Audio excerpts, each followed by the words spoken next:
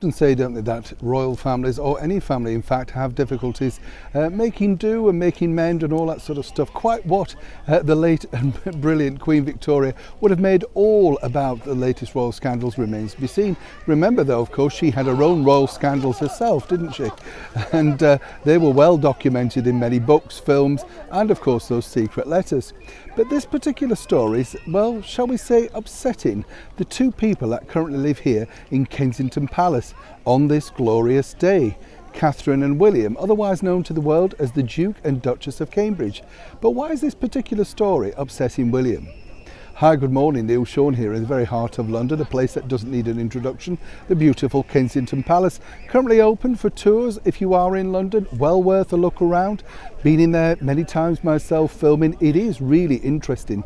It's sort of one of those places that's got many rooms all around and you never quite know where or who could be hiding behind in those rooms. Must have been rather frightening for a very young Queen Victoria when she first went there to learn the Kensington way. Look that up in history. This particular story though really all centres on the fact that once again the two ex-royals that lived here for a very short period, Harry and Meghan, seem to be disturbing the peace, and let me explain the reasons why. It already centres on this particular fact that now over in America, as we've recently seen, the Duchess of Sussex, sometimes known as Meghan Markle, whichever you want to call her, recently got finally a friend to sort of verify her very best wishes on her birthday, her 41st birthday apparently.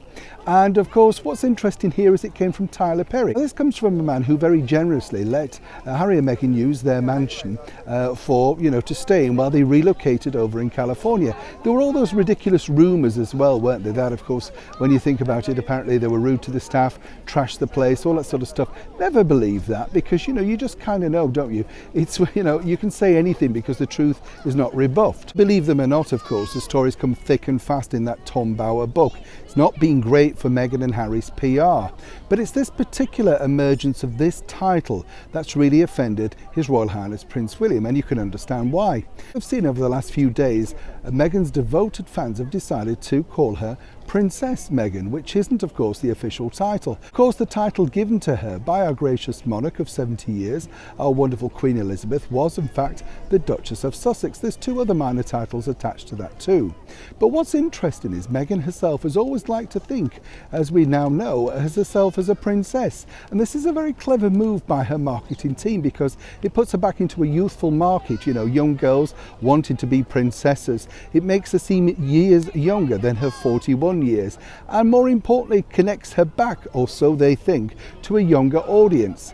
But it's not played well over here simply because they see this as a very much spiteful thing, given the fact that in obviously a few years' time, or as our gracious monarch says, in the fullness of time, Catherine will become, of course, the Princess of Wales. Now, of course, by getting the world to call her Princess Meghan, this is a very clever move because it would see them as a clash eventually in the future.